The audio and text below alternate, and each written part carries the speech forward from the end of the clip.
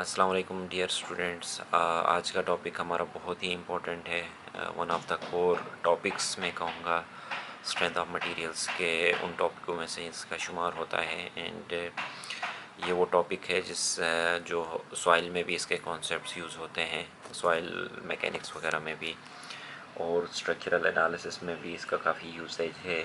और ये इस सब्जेक्ट में तो इसका यूसेज है ही है। और ये इसका जिस तरह shear force bending moment diagram एक इम्पॉर्टेंट टॉपिक था, इसी तरह ये भी हमारे पास एक इम्पॉर्टेंट टॉपिक है जिसे कहते हैं स्ट्रेस ट्रांसफॉर्मेशन। ठीक है, अब देखें इसके इम्पोर्टेंट होने क्यों इम्पोर्टेंट है। अब आप इस बात का अंदाज़ा इस बात से भी लगा सकते हो कि इसके हम 4 केसेस पढ़ने जा रहे हैं स्ट्रेस ट्रांसफॉर्मेशन के, जो एंड में जाके ये कंक्लूजन की तरफ जाएगा।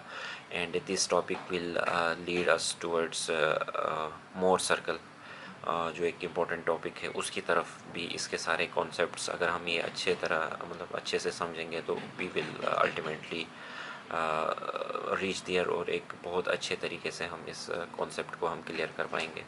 अच्छा, सबसे पहले स्ट्रेस ट्रांसफॉर्मेशन, जब किसी भी बॉडी में जब हम कोई भी एक्सटर्नली कोई भी लोड हम अप्लाई करते हैं तो उसका कुछ इफ़ेक्ट होता है, ठीक है, उस बॉडी पे।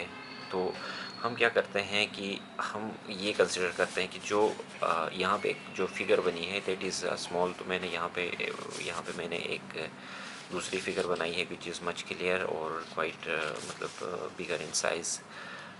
तो ये हम डिस्कस करेंगे।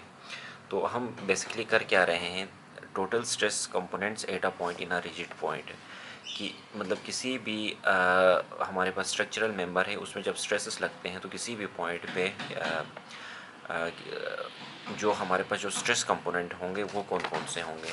तो हम अगर कोई भी एक पार्टिकल या कोई भी एक किसी रिजिड बॉडी का कोई एक हमारे पास एक एक पॉइंट है, हम उसकी बात कर रहे हैं, ना कि हम पूरे होल सिस्टम की। And actually this particle will be actually representing the whole body also. तो हम इसको हम देखें तो एक्स वाई जेड, जिस तरह हमने यहाँ पे दिखाया है कि हमारे पास इसको अगर हम कोऑर्डिनेट्स में अगर हम शो करेंगे तो ये एक्स कोऑर्डिनेट, वाई कोऑर्डिनेट और जेड कोऑर्डिनेट, 3 कोऑर्डिनेट्स में।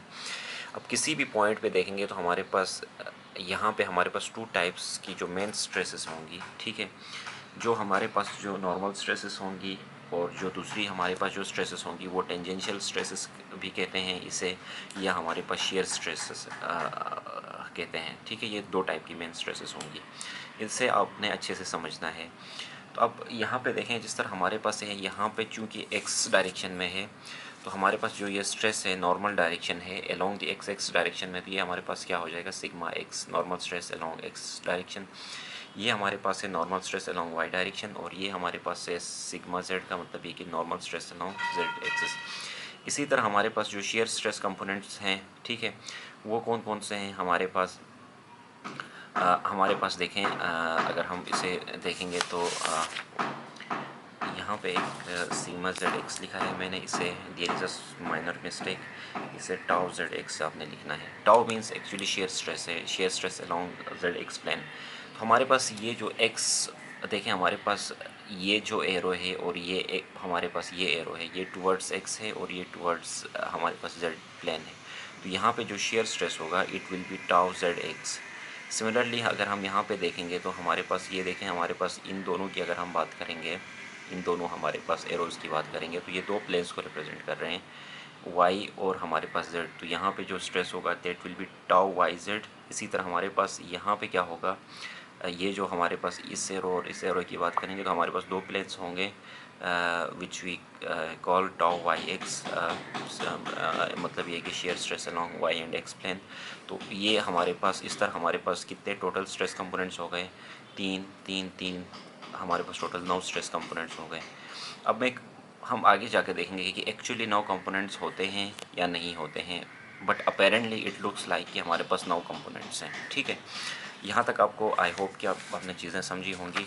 अब हम यहाँ पे आते हैं, ठीक है। अब देखें स्ट्रेस टेंसर बेसिकली जो हमारे पास जो कंपोनेंट्स थे, जो यहाँ पे हमने इस फिगर में हमने यहाँ पे जो हमने शो करवाए थे वहीं हमारे पास कंपोनेंट्स होते हैं, ठीक है। अब हमारे पास देखें, हमारे पास सिग्मा एक्स है, ठीक है, टाउ एक्स वाई है, टाउ एक्स जेड, एक्स की बात हो रही है। इसी तरह जब वाई की बात हो रही है, फिर जेड की बात हो रही है। तो हमारे पास ये जो ऊपर हमारे पास जो कंपोनेंट्स थे, हर प्लेन के जो तीन तीन कंपोनेंट्स थे, वही कंपोनेंट्स हैं। ये कहलाता है स्ट्रेस टेंसर, ठीक है। इफ़ अगर हम यहाँ पे इसको ना, ये जो जेड एक्सिस है, इस यहाँ से अगर इस हमारे पास इस फिगर को अगर हम एनालाइज करें, तो देन हमारे पास हमारे पास इसका जो व्यू आ जाएगा कुछ इस तरह का आ जाएगा, जिसमें हमारे पास सिग्मा वाई और हमारे पास टॉप अगर हम देखेंगे तो ये हमारे पास चूँकि अपवर्ड डायरेक्शन में, सॉरी मैं पैरेलल में दोनों चीज़ों को दिखाना चाह रहा हूँ। तो ये अगर आप देखेंगे तो हमारे पास सिग्मा वाई है, ठीक है, जो यहाँ पे भी शो हो रहा है सिग्मा वाई है, ये सिग्मा वाई है। इसी तरह हमारे पास है ये सिग्मा एक्स है, ठीक है, ये सिग्मा एक्स है, ठीक है, और ये भी सिग्मा एक्स है। एक प्लेन की बात हो रही है। तो हमारे पास इसी तरह हमारे पास अगर हम देखेंगे तो यहाँ पे देखेंगे तो अगर आप देखेंगे यहाँ पे अगर आप गौर से देखेंगे तो टाउ वाई एक्स है, ठीक है। तो ये अगर यहाँ पे टॉप में देखेंगे आप तो टाउ वाई एक्स है, ठीक है, टाउ वाई एक्स है। तो इस तरफ वाली डायरेक्शन में, एक्स एक्सिस वाले प्लेन में, ठीक है। तो इसी के हमारे पास इसकी अपोजिट डायरेक्शन में भी टाउ वाई एक्स होगा, but it will be in opposite in direction. देखें हमारे पास दोनों होंगे, जो भी कंपोनेंट होगा उसी का कंपोनेंट होगा, but this will be it in opposite direction, but will have the same magnitude. इसी तरह हमारे पास अगर हम इसकी बात कर रहे हैं तो हमारे पास देखें यहाँ पे हमारे पास क्या है, टाउ एक्स वाई है, ठीक है, अपवर्ड डायरेक्शन में, ठीक है, टाउ एक्स वाई। तो हमारे पास बिल्कुल इसके अपोजिट में देखें हमारे पास ये टाउ एक्स वाई है of the same magnitude, but this is in opposite direction. तो हमारे पास ये वाले सारे कंपोनेंट्स आ गए। अब हमने जेड एक्सिस से हमने इसको एनालाइज करना स्टार्ट किया था, ठीक है। अब जैसे कि हमने ये इमेजिन करते हैं कि ये जो बॉडी है वो किस में है, इक्विलिब्रियम में है। यहाँ पे जैसे कि ये मेंशन भी हुआ है कि if the body is in equilibrium, तो हमारे पास क्या होगा। देखिए इक्विलिब्रियम में होने का मतलब ये है कि हमारे पास दो उसकी रिक्वायरमेंट्स हैं। एक तो ये कि जितनी भी फोर्सेस हैं वो से उसका समीशन ज़ीरो होना चाहिए, और दूसरा ये है कि जितने भी मोमेंट्स हो वहाँ पे प्रोड्यूस हो रहे हैं उनका भी जो अल्टीमेट सम है वो भी सम ज़ीरो होना चाहिए। तो अगर हम फोर्सेस की बात करें तो फोर्स अलोंग एक्स डायरेक्शन भी ज़ीरो होना चाहिए, अलोंग वाई डायरेक्शन पे भी और जेड डायरेक्शन में भी। इसी तरह moment along x, moment along y और मोमेंट अलोंग जेड भी ज़ीरो होना चाहिए। अब देखें यहाँ पे हम अगर जिस तरह हमने पीछे शो करवाया था वहीं हमारे पास जब वन साइड से अगर हम देखेंगे तो when the stress is multiply with the area, ठीक है, जब इस स्ट्रेस को जब हम क्या कर रहे हैं, इसको मल्टीप्लाई करते हैं एरिया से, तो इट बिकम्स अ फोर्स, ठीक है, ये एक फोर्स बन जाएगी, ठीक है। यहाँ पे जितने भी स्ट्रेस कंपोनेंट्स थे, ठीक है, जो हमने यहाँ पे हमने शो करवाए थे, यहाँ पे ये जितने भी हमारे पास स्ट्रेस कंपोनेंट हैं, चाहे सिग्मा वाई हो, ये टाउ वाई एक्स हो या टाउ एक्स वाई हो, इन सब को हमने क्या करना है, इसको we have to just multiply it with area. Area से हम मल्टीप्लाई करेंगे तो this becomes, every stress component will become a force, ठीक है। ये tau x y multiply by A, it will become a force, this will become a force. हमारे पास जितने भी कंपोनेंट्स थे they will turn into a force, this force with a perpendicular distance A. अब अगर हम यहाँ से यहाँ तक डिस्टेंस अगर ए कंसिडर करें तो हमारे पास एक कपल बन जाएगा, ठीक है, एक कपल बन जाएगा। This force with a perpendicular distance A makes a couple, ठीक है, ये क्या बनाएगा, एक परफेक्ट एक कपल बनाएगा। तो अगर हम लेट सपोज अब हमारे पास हम चूँकि एनालाइज कर रहे थे, जिस तरह मैंने यहाँ पे शो करवाया था कि हम इस पॉइंट से यहाँ से हम एनालाइज कर रहे हैं इसे एम जेड, ये मतलब ये जेड से इस डायरेक्शन से हम इसको एनालाइज कर रहे हैं। तो अगर हम जेड से कर रहे हैं तो हम यहाँ पे क्या करेंगे कि इमेजिन कर रहे हैं कि हम इमेजिन नहीं करेंगे या कंसिडर करेंगे, सपोज करेंगे कि हमारे पास जो मोमेंट है वो क्या है, from at z is equals to zero है, ठीक है। अब हम क्या कर रहे हैं, जिस तरह हमें पता है कि अब यहाँ पे देखेंगे कि मोमेंट कहाँ पे क्रिएट हो रहा है। देखें मोमेंट क्रिएट होने के लिए दो चीज़ें चाहिए होती है, एक फोर्स मल्टीप्लाई बाय डिस्टेंस, ये मोमेंट का फॉर्मूला है। तो हमारे पास फोर्स, ये भी एक फोर्स है, इसी तरह हमारे पास देखें हमारे पास ये भी एक फोर्स है, ठीक है। अब इसको जब हम एक डिस्टेंस भी मिलेगा तो this will become a moment, ठीक है। अब यहाँ पे अगर हम आके देखते हैं तो क्या कर रहे हैं हम, इसको जो फोर्स है, ठीक है, और यहाँ पे हमने ये कंसिडर किया हुआ है कि हमारे पास जो क्लॉकवाइज हमारे पास मोमेंट्स हैं वो नेगेटिव हैं और एंटी क्लॉकवाइज मोमेंट्स हमारे पास वो पॉजिटिव होंगे। यहाँ पे मैंने सेम चीज़ यहाँ पे आपको दिखाई है कि ये जितनी भी हमारे पास clockwise minus T y x A multiply by A, ठीक है। ये देखें हमारे पास ये क्लॉकवाइज आ रहा है minus T y x into A, ठीक है। इसी तरह हमारे पास ये वाली अगर हम इसकी मैं अब बात करूँ तो हमारे पास ये क्या है, टी एक्स वाई इंटू हमारे पास ए है, ठीक है, which is anti clockwise and it is positive, ठीक है, into a is equals to 0 आ गया, ठीक है। अब यहाँ से हम जो कॉमन फैक्टर्स थे वो कॉमन निकाले तो अंदर हमारे पास यहाँ पे minus T y x plus t x y is equals to 0, and when we take it from the other side of the equation it becomes positive, and t y x is equals to tau x y, tau not t, it's tau, ठीक है, tau y x is equals to tau x y, ठीक है। तो इसी तरह अब देखें अगर हमने z के अक्रॉस किया है, इसी तरह अगर हम इसको from the point of y से अगर हम y एक्सिस के हम उसको यहाँ पे एम वाई करके 0 कर लेते तो हमारे पास ये सारे ये आ जाते हैं। इसी तरह अगर हम x से m x is equals to 0 करके अगर हम इसको स्टडी करते तो तब हमारे पास ये रिलेशन आ जाते हैं, ठीक है। तो हमारे पास ऑप्शन होता है, you can do it by your self, ठीक है, कि हम जब एम जेड करेंगे तो क्या होगा, एम एक्स करेंगे तो जेड तो हमने ऑलरेडी किया, एम एक्स और एम वाई के मैंने जस्ट रिलेशन यहाँ पे जो एंड रिजल्ट शो किए हैं, you can check it by your self, तो you will get the same result. So in total there are 6 effective components acting in a point at any rigid point at any rigid body.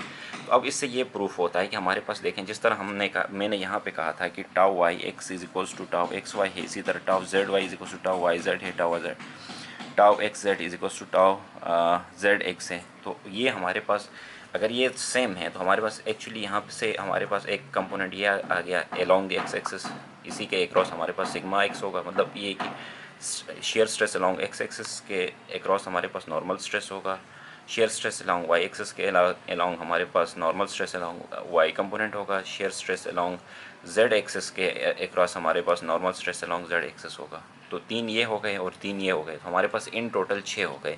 जबकि हमने शुरू में हमने stress tensor में हमारे पास कितने components आ रहे थे, 9 ज़रूर होते हैं, बट जो इफेक्टिव हमारे पास जो स्ट्रेस कंपोनेंट्स होते हैं किसी भी रिजिड बॉडी में वो कितने होते हैं, 6। This is a very conceptual statement, तो you have to understand it, ठीक है।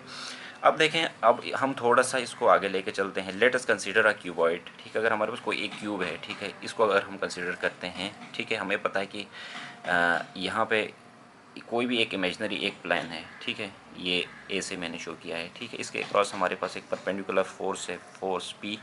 अगर मैं चाह रहा हूँ कि यहाँ पे क्या कहते हैं इसे नॉर्मल फोर्स में फाइंड करना चाहूँ या नॉर्मल स्ट्रेस अगर मैं कैलकुलेट करना चाहूँ तो how I will be like, इसका फॉर्मूला होगा सिंपल सा, फोर्स पर यूनिट एरिया, हमारे पास पी अपॉन ए आ जाएगा जो एरिया है इस प्लेन का, that is very simple thing.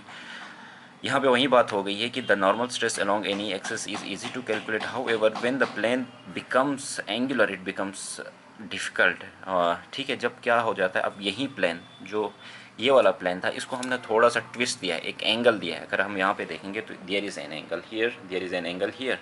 अब क्या हो रहा है, अब यहाँ पे ट्विस्ट हो रहा है, क्या होगा, the normal stress along any axis is easy to calculate, however when the plane becomes angular it becomes difficult.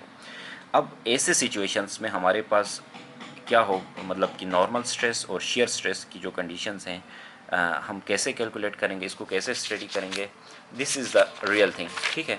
तो हमारे पास अब यहाँ से आगे हमारे पास केस स्टार्ट होंगे, ठीक है। हमारे पास 4 केसेस होंगे जिसमें हमारे पास हम मेंबर को initially we will be put in just 1 stress, ठीक है, अलोंग द एक्स एक्सिस हम अगर करें, ठीक है। उसके बाद हम क्या करेंगे, अलोंग द वाई एक्सिस मतलब 2 स्ट्रेसेस आ जाएंगी।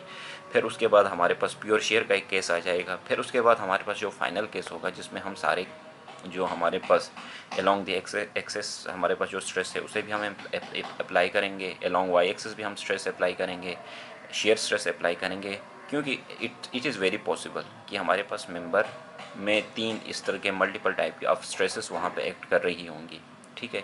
आइडियल सिचुएशन कभी भी नहीं होती है। तो अंडर सच सिचुएशंस चीज़ें कैसी होंगी ये हम अपने जो नेक्स्ट अपकमिंग हमारे जो केसेस होंगे इसमें हम स्टडी करेंगे, ठीक है। तो ये वाली जो स्ट्रेसेस होती हैं basically these are called plane stresses, जो किसी भी प्लेन में हमारे पास एक्ट कर रही होती हैं।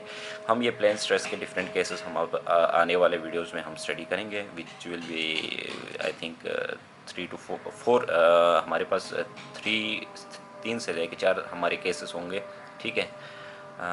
3 और 4, हाँ 4 केसेस होंगे। तो इंशाल्लाह हम इसको फिर कंटिन्यू करेंगे। And till then take care, अल्लाह हाफिज़ and thank you so much.